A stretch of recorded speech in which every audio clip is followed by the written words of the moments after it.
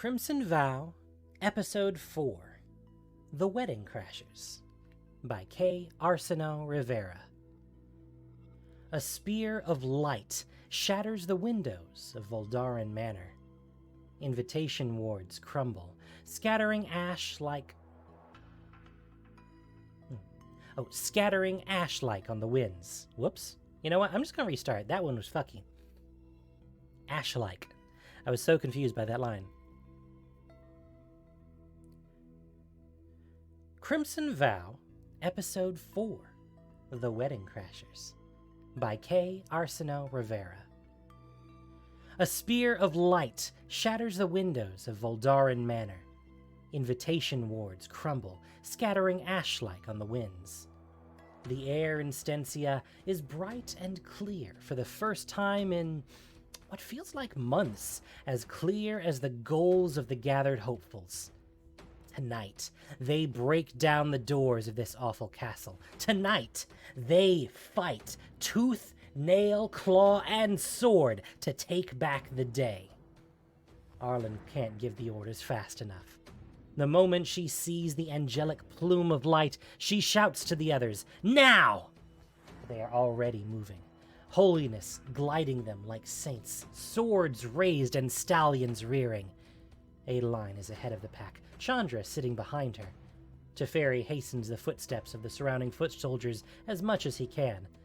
The guards at the gates stand no chance against the gathered masses. Arlen doesn't see who takes them down, only the lances piercing their chests, but she does taste their blood on the wind. Her senses sharpen. She sees beyond the gates, from the narrow walkway, trailing thin as thread above the abyss, to the manor's sick tapestry. All of it will be torn down. The thought's a satisfying one. It was like her mother always used to say, it didn't matter how nice the pie looked, if you filled it with hot fish it'd still taste rotten. And vampires left a rotten taste in everything they touched. Kaya's hand on her shoulder brings her back to the present moment, to the reality of it instead of Arlen's far-flung musings. "We've got to get going," she says. "Otherwise, there isn't going to be much left for us." She's right.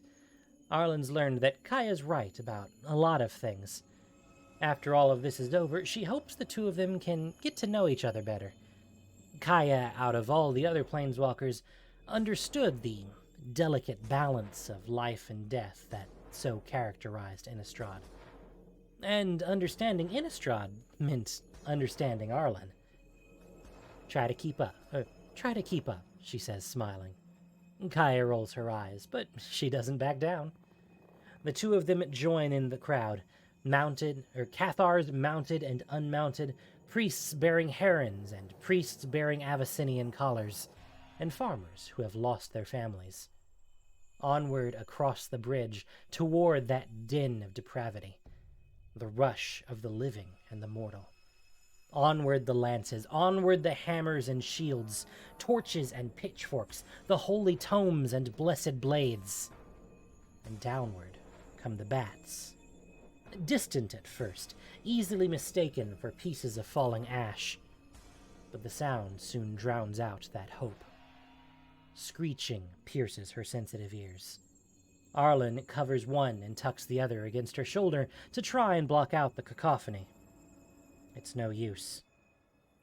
But what is useful are the bolts of magic hurled over her shoulders. Arrows, too, soon find their marks. As the bats descend, hungry for blood, the witches and archers are eager to meet them. Fur sizzles, the screeching worsens, and then goes silent. Her ears are still ringing as the bats go down. She can't hear the crunch of their bones beneath the boots of their makeshift army, but she can feel it. She can feel the shift beneath her, too, as they move from simple stone to carefully curated marble. Up ahead, at the secondary gates, the guards have already been overwhelmed, floating face down in pools of blood. Maybe Kaya's right. If they aren't quick, there's hardly going to be anything left. But Even a crowd of this size has trouble with gates. Kaya and Arlen make their way through the crowd. It's easy enough. Many part for their erstwhile leader and her comrade-in-arms. Adeline, Teferi, and Chandra make up the vanguard standing before the great doors. Teferi tilts his head up and then shakes his head with a sigh. Ugh, awful taste. And that's why we should light the whole thing on fire, Chandra says. You mean the door, don't you? Chandra looks back toward her, smile straining. Right. Just the door. Flames spiral around her arms. Full of swagger, she advances, holding out her hands before her. Arlen has half a mind to stop her.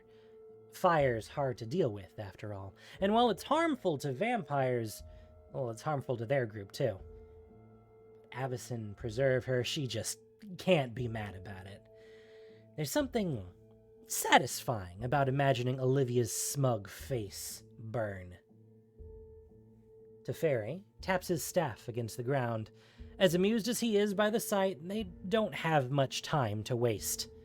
The fire burns hotter, brighter, and faster, and soon the door before them is only ash. This is where the real assault begins. All of Voldaran Manor is open before them. Arlen's never been, personally, but she's heard this... goodness. Arlen's never been, personally, but she's heard the stories. One wrong turn and you'll never be heard from again. But that only applied if you wandered alone. Arlen always traveled with a pack. A pang of sadness follows the thought. Streak, Boulder, Patience, and Redtooth. If she tried, she could imagine where they might be right now. Somewhere with springy earth beneath their paws. Somewhere that smelled of pine. She feels alone. She knows she isn't. The light up ahead is proof of that. Mounted cathars break off from the crowd, taking to the courtyards and gardens, swords and lances ready to mete out justice. Chandra and Adeline go with them, Adeline mounting her charger before helping Chandra up behind her. Ranks of guards, armed with golden weapons, come to meet their charge, their armor more ornamental than functional. Arrows and bolts crash into the first line of defense. Farmers with makeshift shields, old soldiers standing next to them. A returned volley soon follows. Arlen picks up a bow and lets loose herself. Hard to see where her arrow lands in all the chaos, but someone's hitting the enemy. Didn't know you were such a good shot, Kaya says. Arlen glances toward her. Kaya's eyes are gleaming, a faint silver. There's a strange taste on Arlen's tongue, and a high-pitched sound she can't seem to place. Can't always use my teeth to hunt, says Arlen. Everything all right? A javelin comes their way, soaring right through Kaya and clattering useless against a beheaded statue. There are spirits here, Arlen, and they are very angry. Arlen finds herself grinning. Oh, good. Think you can get them to help us out? I'll see about cutting them loose, Kaya says. She returns the smile, but something else catches her attention. She looks toward the light. Wait, I don't think I'm alone. There's someone else calling out to me. Arlen looks over her shoulder. The light must be coming from the ballroom. The hallway's open not too far down. And those guards have got to be coming from somewhere. Just what was going on in there? Who? I think it's Catilda. Warmth in Arlen's chest, as fortifying as her favorite ale. Even better. Kaya nods. You keep going on ahead. I'll see about our backup. It's time the Voldarans paid their debts. And just like the ghosts, Arlen doesn't need to be told twice. She trusts Kaya. She trusts Teferi. She trusts Chandra and Adeline. And, Avacyn's mercy, she trusts Sorin, too. When the time comes to save Innistrad, he'll do the right thing. She's sure of it. It's only that she wants to be there, just in case. The guards are in ragged shape to begin with. Fighting them is hard work. Fighting vampires always is, but easier than it should be. Vibrant shards of glass jut from their pallid skin. Their balance is so far off that Arlen hardly takes a single blow, making her way through them. Blood slicks the marbled floors of Voldaran Manor, and this time it belongs to the leeches themselves. It isn't just the vampires themselves that fall. It's the statues toppled over, polished stone made jagged. It's the fountains of blood smashed apart, priests working in tandem to purify the tainted. It's the tapestries, the chandeliers, the fine carpets, and the extravagant furniture. A fiery anger burns in the heart of Innistrad. The shouts echoing down the hallway aren't simple war cries. They're more than that. Howls of agony, affirmations of life, the cathartic wails of a people who have lived in fear for far too long. Vampires built this place on the backs of mortals. Mortals will tear it asunder. By the time they break through to the ballroom, Arlen feels that righteous anger within her, too. Her inner beast struggles against its leash. Tovalar would tell her to set it loose upon these bloodsuckers. She doesn't want to agree with him. Not yet. But she nearly loses control when she breaks through to the ballroom. To see Sigarda's bloodied wings, to see the fervor consuming her as her sickle reaps vampire heads, Arlen isn't sure what to think. It's a sight as grisly as it is invigorating. A coppery taste sticks to the roof of Arlen's mouth. The church could be as bloody as any werewolf pack. And there are the others, too. More guards, some bold enough to attack Sigarda directly. The partygoers going bestial at the sight of the intruders. As she scans the room for the key, and for Sorin, there's almost too much to take in. Torn gowns, bats swirling in the air along with petals of blood, the shattered stained glass windows, fountains torn, and buffet tables broken in two. It's not getting easier anytime soon. But she has to get through them somehow. Ahead, ducking beneath the swing of a blade, tearing through silk and lace to claw at her attacker, a hopped-up Markov duelist. She's fought his type before. Fancy swordplay gets you lots of places, but Arlen doesn't need a sword to fight. The blood gushing down his side doesn't slow him, not yet. Must have glutted himself before all this started. He smells of many lives mingled together, his lips smeared thick with red. No one invited the fashion disasters. His next cut is fast. If he was attacking anyone else, it might even have been too fast to follow. But Arlen's not alone, and the waves of magic slowing the blow down speak to that. She has enough time to drive her knee into his stomach. The vampire gurgles as the air's knocked out of him. His sword clatters to the ground. She could kill him. Tear his throat out. He'd deserve it. All the things he must have done. A vampire's existence necessitates the suffering of others.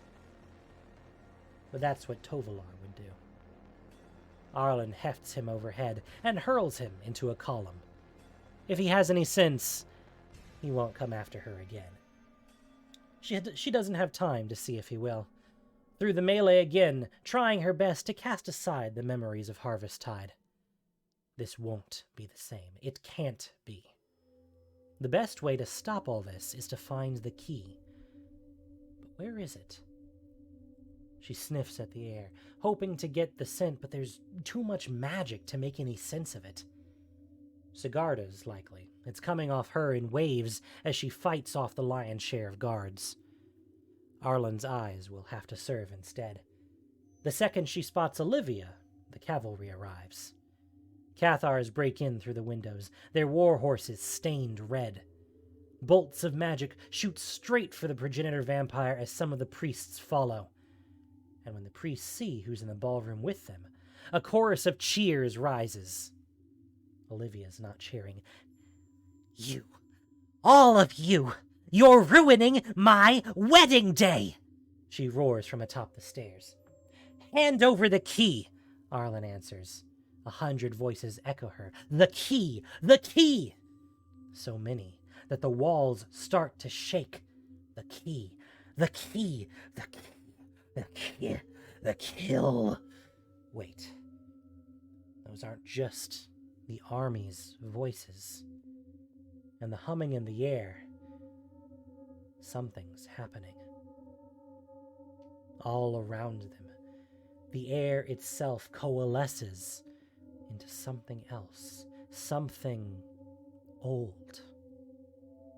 Geists. Arlen can see their shapes now. Servants and knights, nobles and familiars. There must be hundreds of them, all materializing at once. Ghostly flames alight with anger. "You killed us!" The voices of the dead carry well. Their weapons, she's relieved to see, do too. Like a wave of spectral force, the Geists crash against their former oppressors, and among the crowd, a familiar headdress stands out. Catilda. Arlen doesn't need to be told to follow her.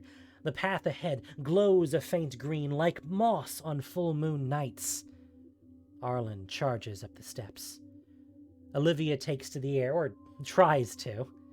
She doesn't get very far before a familiar silhouette forms in the air behind her. Kalaya... Kalaya? What the fuck? Whomst? Kaya plunges a spectral dagger into Olivia's fell train. Ordinary fabric would tear asunder. This magical fabric does, too. And like blood from a wound, the Geists trapped within the train burst free. Olivia's scream is a hideous thing. She thrashes, sending Kaya tumbling. If she hits the tile, there's going to be blood. Arlen can't take any chances. She leaps into the air, catching Kaya mid-fall, landing only an instant later. But that's long enough for Olivia to flee. Arlen looks up just in time to spot her tattered train ducking into a hallway. "Leave the fight to us," Kaya says. "Go!" Arlen spares a glance over her shoulder at the angels, the mortals, the immortals, and the ghosts. Somewhere in that din is Sorin. She can't catch sight of him here. She doesn't have time to search. She nods. Keep them safe. It's a big ask, and she knows it is. People are going to die here today. She wishes they didn't have to. But all Arlen can do is make sure their sacrifices are worth it.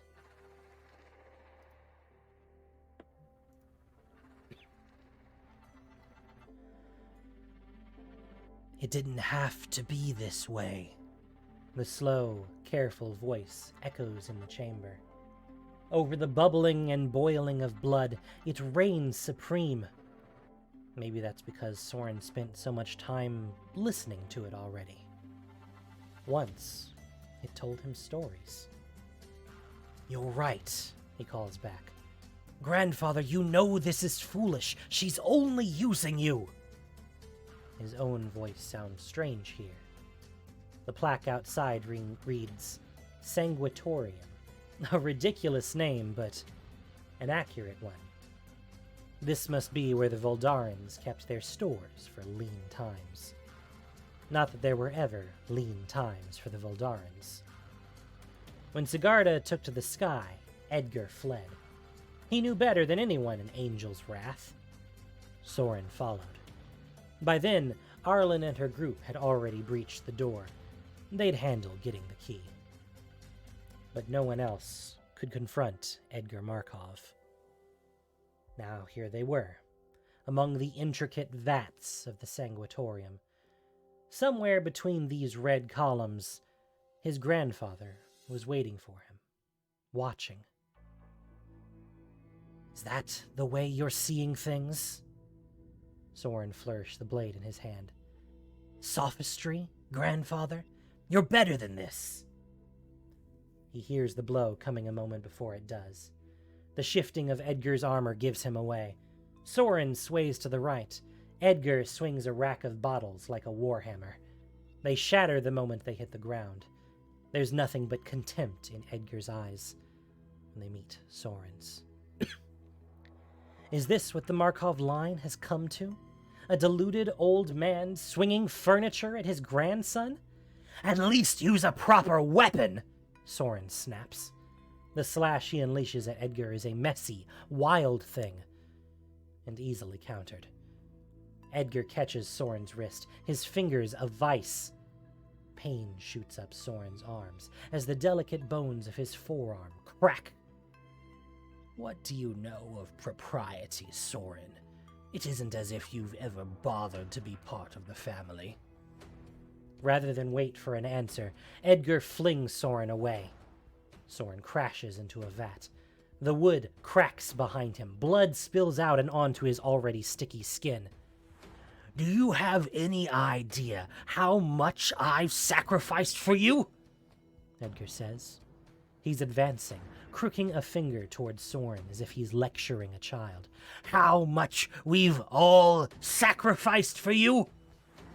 Sorin brings a cupped hand to his mouth.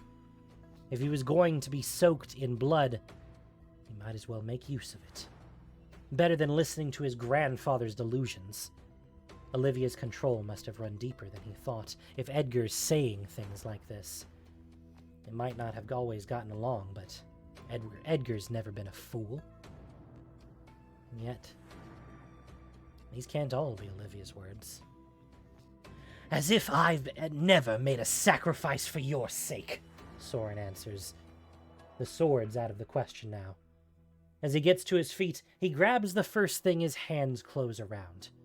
A length of pipe.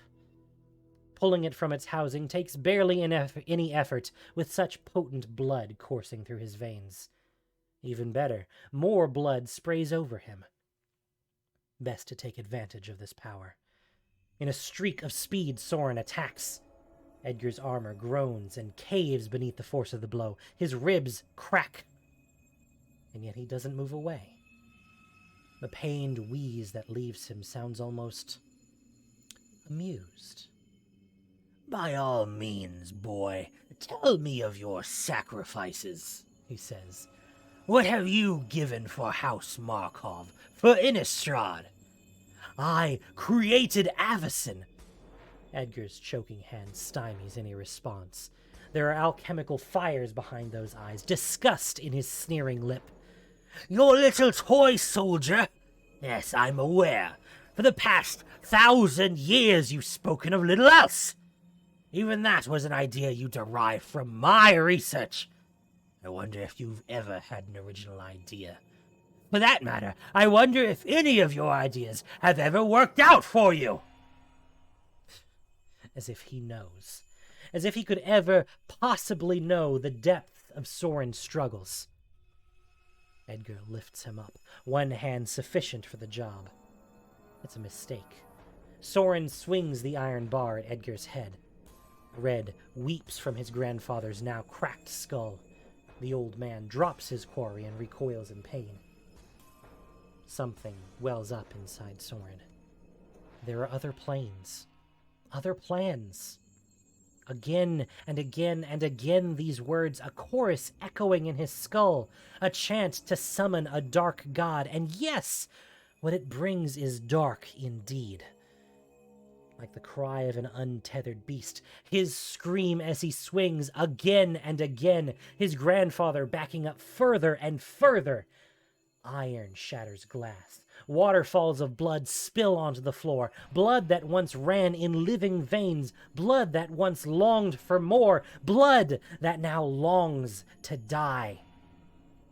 I thought you understood, Sorin rumbles. I thought you saw, grandfather, that there's more to this existence than gluttonous parties and wanton excess. I thought you saw that. Again and again he swings and swings, the iron bending now from his abuse. He sinks low to the ground. There's another pipe, far larger, that will serve.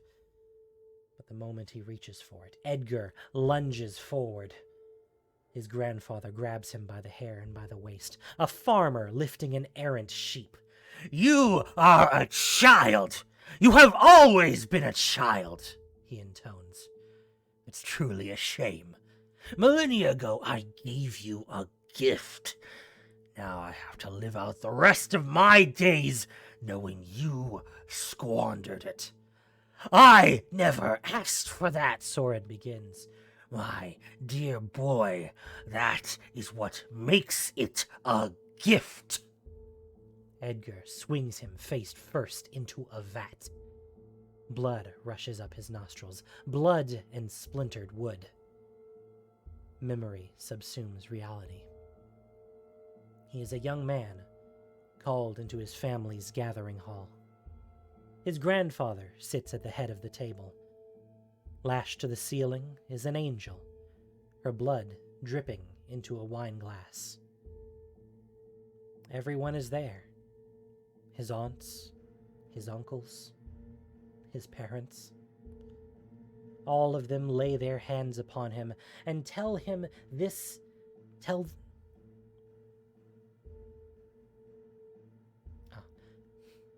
All of them lay their hands upon him and tell him this is for his own good, for the family's own good. If they're to survive in the dark, they must become a part of it. Famine has taken all the things that humans eat, so they should no longer be human. It's perfectly reasonable. He's dizzy, his head against the wood again, a shock of red across the memory. "Innistrad is ours, Sorin," his grandfather says. He sounds older, somehow, wearier, and the words do not match the movement of his lips. "It's only right we rule it." The world lurches around him. Something cuts at his throat. He can feel the blood rolling down to his collarbone. His heart hammers against his ribs. "For too long, you've let your bitterness, your paranoia guide your actions. They've eaten away at your potential. Now all that remains is this sad, broken shell, a little boy weeping for his grandfather." A memory still blurs with the present. A hand on the back of his head. The wine glass before him. He does not want to drink, but they force him. The rim of the cup sharp against his gums. The awful, exultant taste of blood. Warmth coursing through every vein of his body.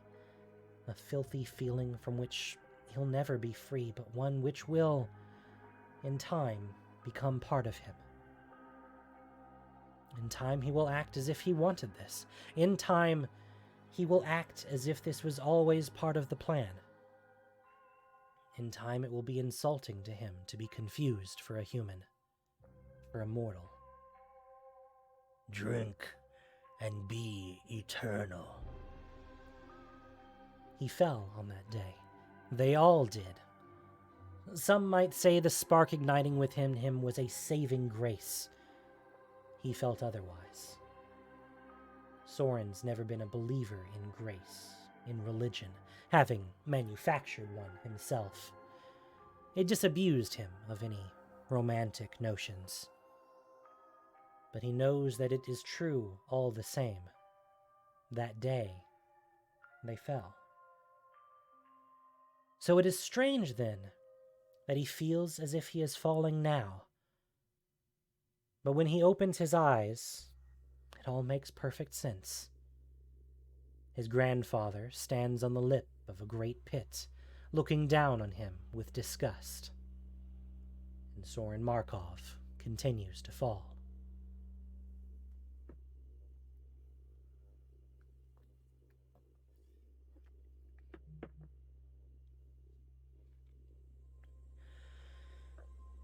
History watches Arlen race through the corridors of Valdaran Manor, But it isn't Arlen's history.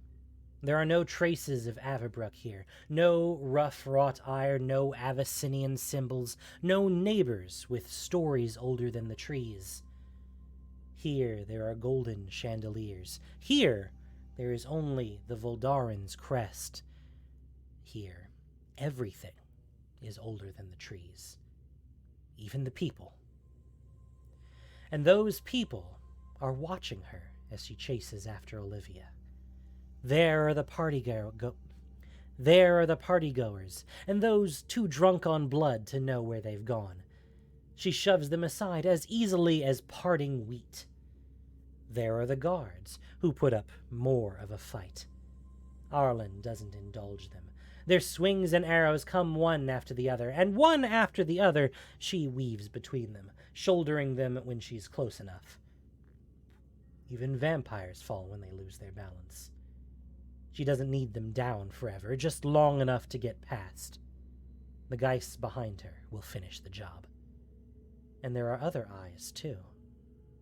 Olivia's down the hall, challenging her to follow. In the portraits. There are plenty of them here, dozens in this long stretch alone, maybe hundreds throughout the mansion proper. Arlen didn't care to count. Dressed in their impossible finery, with thralls across their laps, their mouths slaked with blood, the people staring back at her belonged to a different world. To them, existing meant taking things from others. That's power to a vampire, taking the most things from the highest places. It isn't a world Arlen wants to be, but it surrounds her all the same. This place that grew from death. And it occurs to her, as she finally catches Olivia in a dead end, that there's nothing alive in this corridor except her. No other soldiers, no fellow walkers, not even her wolves. The beat of Arlen's heart is a war drum, a battle cry, a polemic against death. Olivia opens her mouth to say something, but that mouth has fed too much already. Arlen can't countenance another word. With a human howl, she lashes out, her sharp nails raking the fine fabric of Olivia's gown, and beneath it, her flesh. The scent of blood drives Arlen wilder. Her teeth ache to grow to fangs, but she cannot let herself be lost just yet. There's too much at stake. You, Olivia sneers. Why do you have to come here? Or why did you have to come? There's an answer, of course, because Olivia stole the key. But Arlen's not inclined to reason with her just now. She presses on, wild slash after wild slash. Olivia's hidden the key somewhere in her train. Arlen can smell it. Their progenitor is going to pay the price for her theft.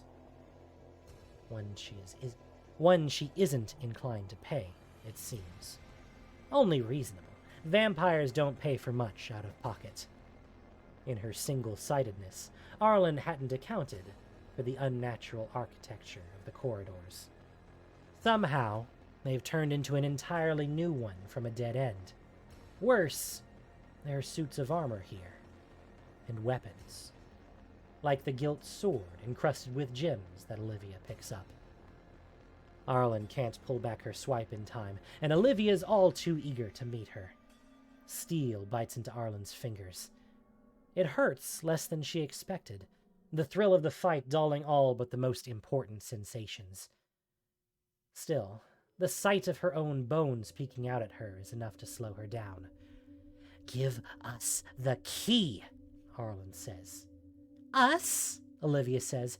Oh, what a poor little doggy. A pirouette disguises her coming lunge, and Arlen parries with the forearm a moment too late. Olivia drives the sword tip into Arlen's chest with wicked delight. Metal grinds against Arlen's collarbone as Olivia cups her cheek. You're all alone here. Arlen's not sure which is worse. The pain, now rising past the point of ignorance, or Olivia's hateful voice. Red swims at the corners of her vision. The wolf within her cries out for freedom. Arlen won't heed it. Not now. She has to keep a clear head. But before Arlen's clear head can think of what to do, Olivia's shoving her right off the end of the sword with malicious glee.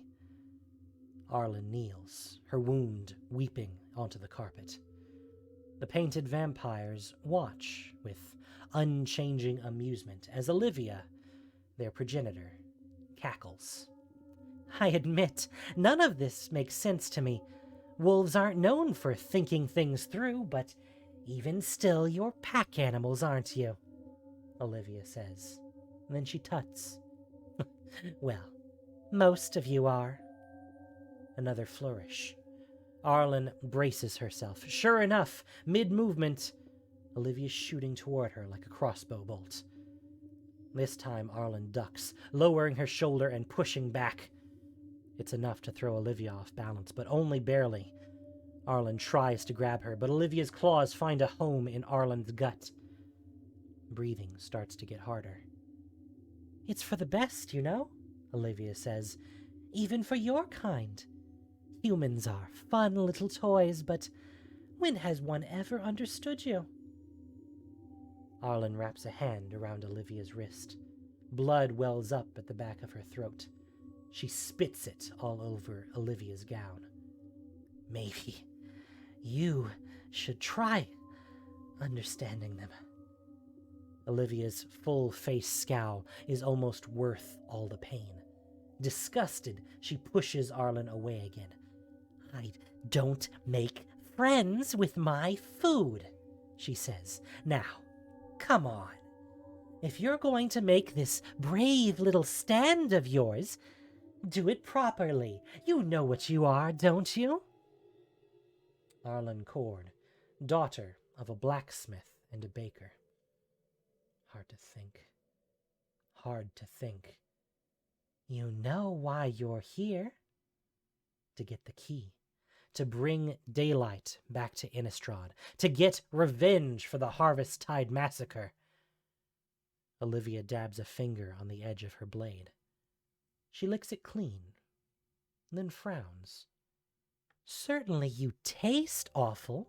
So, if you're going to do this, little pup, why not let yourself off the leash?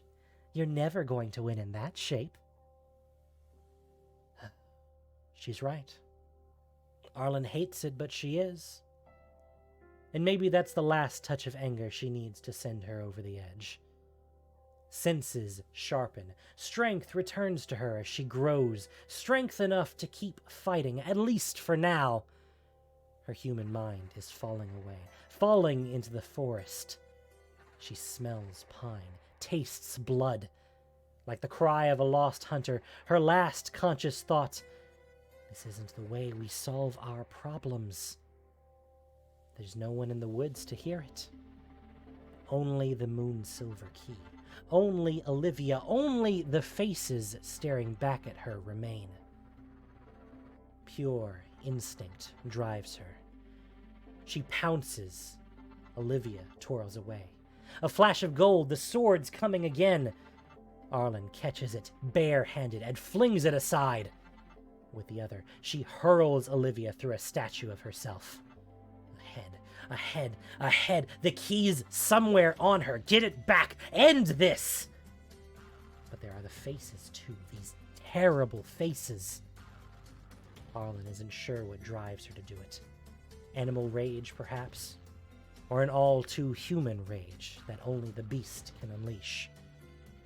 For just a moment, her attention shifts the paintings, to digging trenches across their smug faces, to tearing the canvas, to howling with fury at the sight of them. There are so many of them, after all, and she is here alone. She doesn't notice Olivia's gotten behind her until it's too late. How ironic. A vampire's stiffened hand makes for an excellent steak. A plaintive whimper leaves Arlen's throat. She falls. Whew! Wow. That was good. Yeesh.